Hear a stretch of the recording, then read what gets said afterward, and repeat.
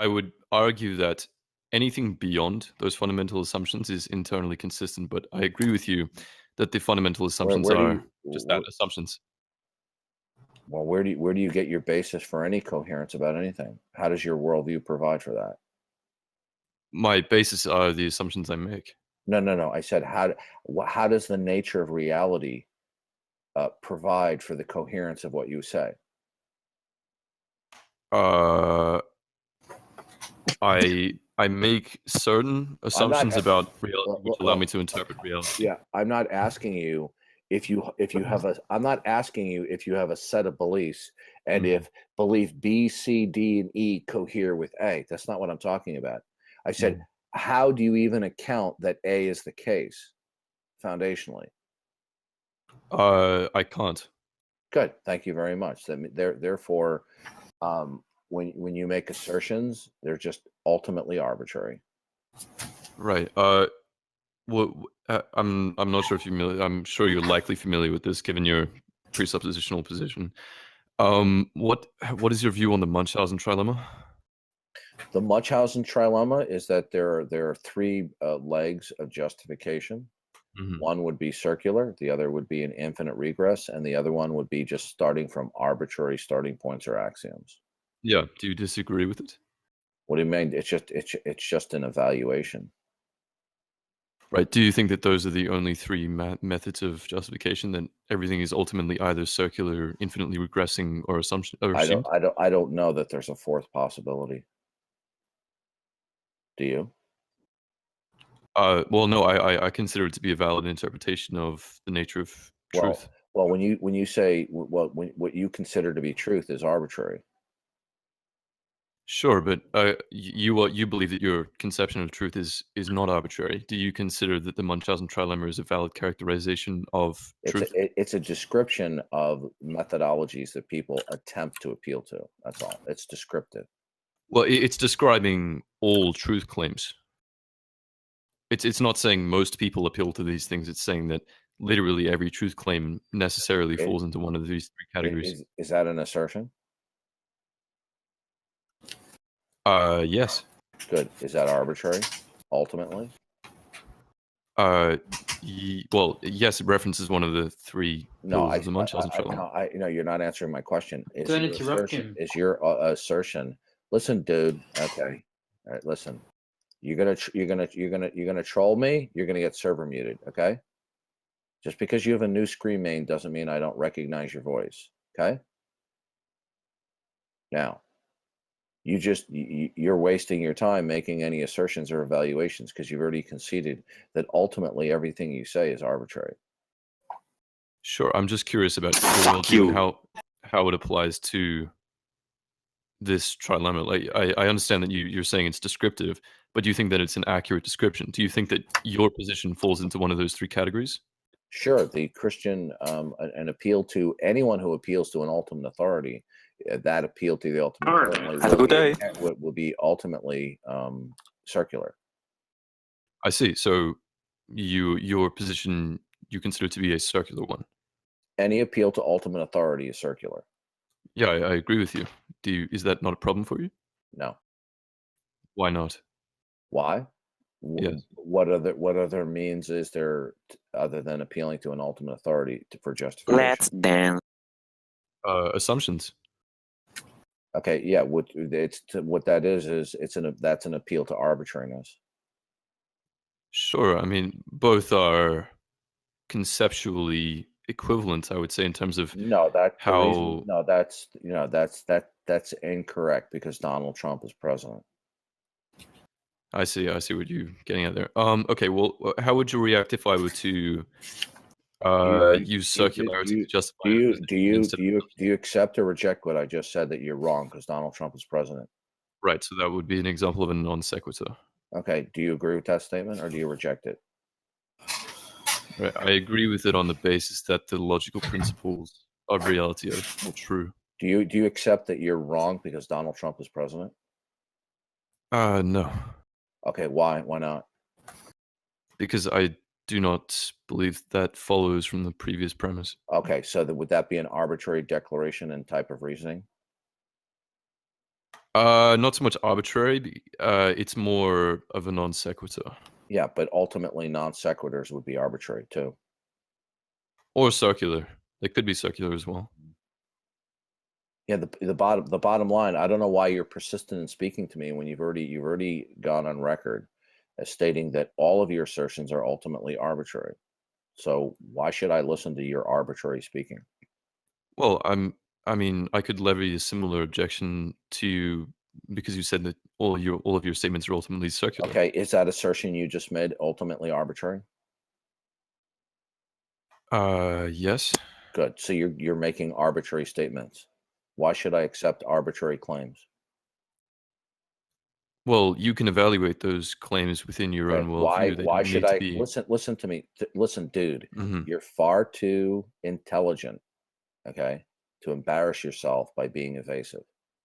Why should I accept arbitrary statements? Because all statements are, as you say, ultimately either arbitrary, circular, or infinitely regressing. Is that an arbitrary statement on your part? I believe it to be Good. Why should I accept arbitrary statements and claims?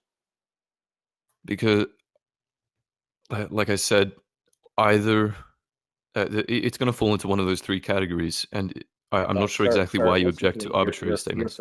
Listen to me. Now you're going off the road into the ditch of Hmm. evasiveness. I'll try one more time. Why should I accept and conform my thinking to assertions that are essentially arbitrary?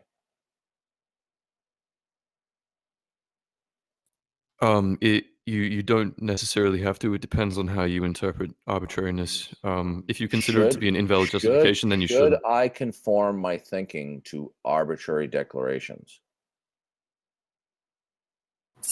I think you should, but clearly Why? your Okay, basis. why should I conform? Why should anybody be obligated or conform our thinking to arbitrary declarations? Um, because the only declarations you can make are ultimately arbitrary. So you Is either have that to is throw out that all is that is declarations. how do you know that? How do you know that all declarations are arbitrary? Based on my arbitrary assumptions. Okay, so basically you're repeating one arbitrary statement after another, aren't you? So Well, I'm using basically, you don't circular know. logic in this context. You've Well, screwed wait a second. you've screwed yourself. If you're going to use the word declaration, then it would be arbitrary. But Yeah. here's the bottom line is you're just a dog chasing its tail, just giving me verbiage. Okay. Right. But do you object to circular logic? There's no listen, there's no do I object to circular reasoning? In general, circular reasoning is a fallacy if it's not appealing to that which is the ultimate authority. That sounds rather similar to special pleading. No, it's not special pleading, sir. Okay. Okay, why is it that it doesn't Do, apply in the do, context do of an you do ultimate you authority? okay? Do you object that the only grounds by which we can know that the ultimate authority is the ultimate authority is in virtue of the ultimate authority communicating that? No, I wouldn't agree with that. Okay, good. Then um how is any assertion grounded? I would defer to the Munchausen trilemma again. It's one of those How? three. Okay, listen, dude, stop bullshitting me. Okay, I'm fairly philosophically and theologically sophisticated. Okay, Uh-huh. all you're just simply doing is you're bullshitting me and you're giving me verbiage. How is any singular assertion grounded and established? By what means? Um, If you give me a bullshit response, and I don't mean one that I disagree with me, if you give me one of your more little rhetoric that you've given me before, and by the way, we've talked before, and I remember you, okay? Then if you just give me one of your runaround bullshit responses that you're in the habit of doing, I'll just ignore you and speak to other people in the room. okay, So so your question is, how is yeah, any assertion that you make to be established to be the case? By what means? they're ultimately arbitrary. And that therefore that statement's arbitrary. Ultimately, yes, Good. So you don't know that all statements are arbitrary then. that is correct. Good. So you don't know anything. Not for certain. I didn't ask you if you knew it for certain. I said, do you know anything? Well, if by know anything you're implying that I know it to be certain, No, sir. then I'm no. not. I'm not. No, I'm not defining knowledge as a belief, that is held to be true with psychological confidence. I'm defining knowledge as a justified true belief. Do you know anything? Then under that definition, I would say I do know some things. Good. Can you tell me something that you know in your worldview? By the way, what is your worldview? Are you talking with respect to religion? I'm an What is your atheist. okay, good. You're an atheist. Okay. Uh-huh. So why do you lack belief in God? Because I have not seen evidence to see that to Oh, believe that God is real.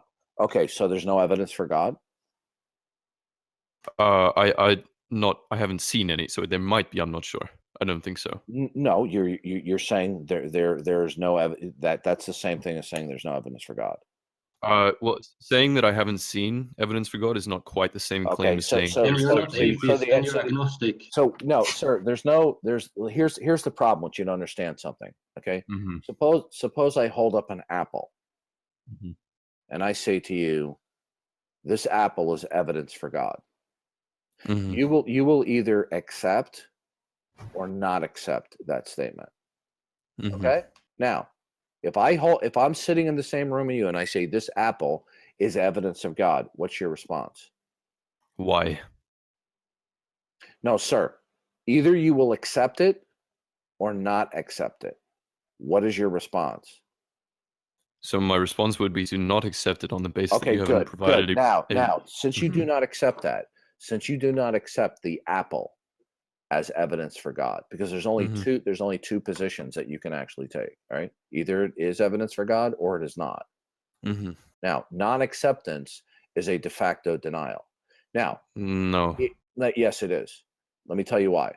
Okay, because we're dealing with the ground of all being. With the ground of all being. We're not dealing with simply a contingency, right?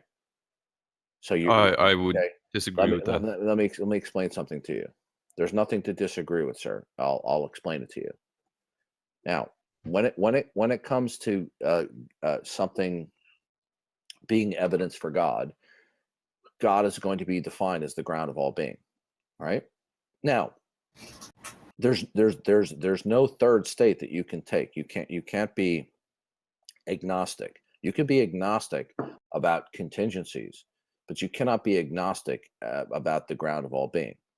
So when we talk about an apple, either the apple will have its causal origin in God or it will not. The non-acceptance that an apple has its causal origin in God means that it has its causal origin in something else, which is not God, which is a denial. That's why I said it is a de facto denial. Now, you stated that the apple is not evidence for God, right? I said that I would not accept it as evidence for God. Good. That's a denial, sir. I disagree with that, No, actually. you're okay. Okay, you can't disagree with it. I'm going to tell you why. I just explained it to you. We'll go over it again. All right. Right. I heard you. Yeah, we're the going to first. we're going over. Okay, the non-acceptance is an indirect and a de facto denial, whether you want to admit it or not. Okay. Not Because, okay, let me explain something to you. You cannot accept certain things, certain contingencies, but it's not necessarily the denial. When we're talking about the ground of all being, there can only be one state, right? Either God is the ground of all being, or he is not. Right? Now, so when we talk about an apple, if I say to you, do you accept that this apple has its causal origin in God? And you say no, that is a de facto denial. I gotta evidence for God. interject. Okay. Like saying no is one thing, but saying why is something else. Okay. Yeah. Anyway, Asking why is yeah. something else. Yeah, that was a waste of our time. Okay, so No, it's not a waste of your fine. time because clearly You're not it's a saying denial. you're not saying anything of substance. Clearly no is a denial, but asking why something Okay, is all right. not a denial. Yeah, How can you? you just repeated yourself. You're wasting our time. Okay, so Maybe you're run. not hearing me Okay, right okay, because yeah, you're saying it. you're wasting our time. All right, so run now. Either the apple has its origin in God or it does not. The non-acceptance of it means that the negation of it is the case. There's only two positions. Either the apple has its causal origin in God or it does not. Hmm. Okay? Now, if you do not accept that the apple has its causal origin in God, then you are accepting and affirming that the apple has its causal origin in something that is not God. Okay? Okay, I Now, understand what you're saying. this is If you're listen. unwilling to sort of argue about whether or not this assertion is correct, then I'm not sure how much further we can get. But Okay, so I'm not done yet. We're wasting our time arguing over this non-controversial point. Now, since you hold to the position that the apple is not evidence for God, then what you don't realize is that it necessarily follows that nothing is evidence for God. Because if something is evidence for God, then everything is evidence for God. If if an apple is not evidence for God, then nothing is evidence for God. Okay? okay, Now, uh, now, so Jesus. the moment you say that X, an apple, is not evidence for God, that it necessarily follows that nothing is evidence for God. Okay? I also don't agree with that. But if you're unwilling to Okay, discuss these if particular God, assertions, listen to me carefully. Okay. If we define God as the ground of all being, okay, everything that exists depends upon God. Under that definition, certainly yes. if you say that an apple is not evidence of God, then nothing is evidence of God. It necessarily follows. This is not a controversial point. Okay. Okay, well, I guess at this point, So when you try mhm. to hide behind saying, "Well, I'm not aware. I don't see any evidence for God." All I have to ask you is if any particular thing is evidence for God. And the moment you say no, then that is a de facto declaration that nothing is evidence for God. Is there a reason why I couldn't run this argument in favor of the existence of Okay. fairies? Now, um, since in your view nothing is evidence for God, then please tell me what is the causal origin of everything, including the Big Bang and the expansion of the universe? What is it? I haven't agreed that I think that nothing is evidence for God. Okay, I think we're okay. just gonna have to do agree to Listen to disagree me, at this dude. point I've talked with because you. we're not getting Listen. anywhere. Yeah, we are not getting anywhere because you're a fundamentally dishonest person. Because I've dealt with you before. You're slick about it. I will give you that. Kudos to you. You're real smooth about your dishonesty. Other people are I'm more blatant. More I'm people are blatant. literally trying my best to be as civil as possible right now. No, I didn't say you were I'm being making an uncivil. effort. I said you're He being didn't say. dishonest. I didn't say you were being uncivil. You're being dishonest, okay? And you're doing so in a very slippery and devious manner, okay? But you are being civil. Now, the bottom line here is that it necessarily follows that if an apple is not evidence for God, then nothing is. It necessarily follows. It's Okay, unavoidable. I think this is a critical part of this line of reasoning, and I think that if you're not going to allow me to object to this principle, then I think we're just gonna have to agree to disagree, my If friend. God is defined as the personal absolute upon which everything depends, under that definition, if an apple is not evidence for God, then nothing is. Listen, you can't escape it. Okay. It's not a debatable point. It's not even controversial. And the reason why you don't want to concede to that, Mhm. even though it necessarily follows, is because you're afraid of the consequences of conceding that. That's why you don't want to concede to it. Wouldn't I want to have a correct worldview? No, that's not the issue.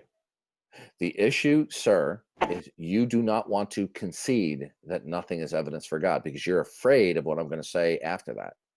That's why you don't want to concede to it. But I'm telling you, under the definition of God as the ultimacy of reality, as the personal absolute, that everything depends upon God.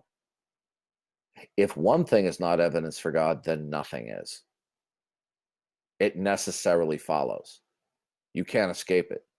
And saying that you don't accept it, you're just being incoherent in that response. Okay. For example, if I say to you that X is the ultimacy of reality, and you can say X is God, you can say it's not God, you can fill in the blank for X. X is the impersonal ultimate or absolute. And then we talk about an apple. If an apple has its causal origin in X, then that apple is evidence of X, ultimately. Now, if an apple is evidence of X, as we have defined X, then kangaroos are evidence of X, and meteors are evidence of X. Are you saying like the effect proves the cause? No, that's not what you're. We're not even talking about that right now. Okay. What are you saying then? What I'm saying to you is, if we hold to the causal relations that there's a ground of all being, that there's an absolute upon which everything depends, right? If one thing has its causal origin in X, then so does everything. How do you establish the existence of this absolute in the first place? Well, first of all, if you don't agree that there is an absolute, then you will not be able to speak coherently, because you will have no context to speak from. You will think you will, because you haven't been introspective enough to go through the concentric contextual circles, but you will have stopped short. And one of those circles that you stop at, you won't be able to account for, and it will function as though it were that which is absolute. But if it's not absolute, and you stop at that circle, then it's without warrant, it's without support, it's just arbitrary basis. See, this is the problem. People want to think that they can say the sky is blue, and that can be intelligible without there needing to be some conceptual ultimate or absolute. Well, that's absurd.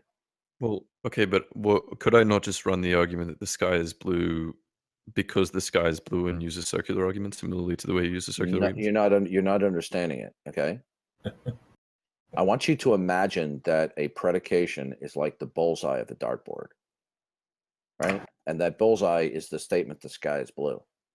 In order for the statement the sky is blue to be intelligible, you're going to have to provide a context for its intelligibility. But merely telling me, give me an outer circle that provides for the context of the bullseye, will not suffice.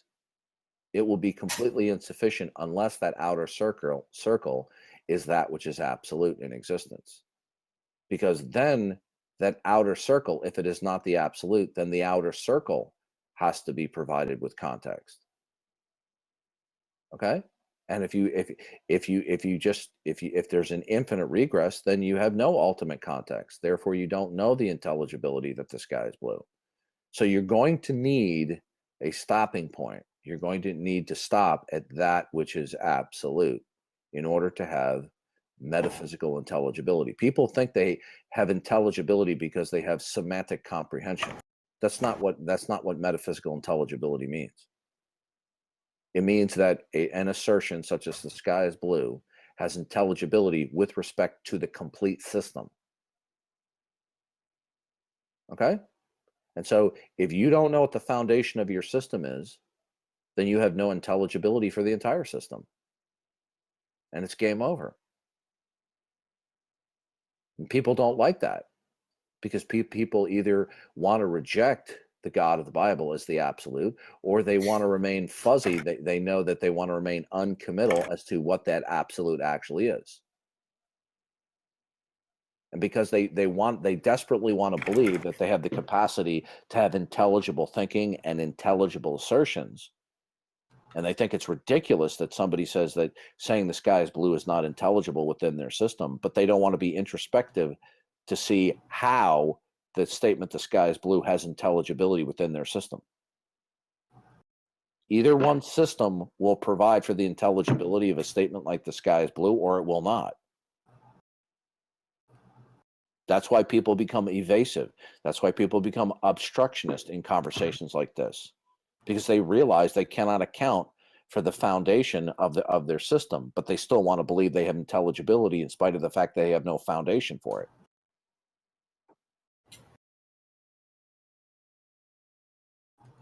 All right, I got to get a bottle of water.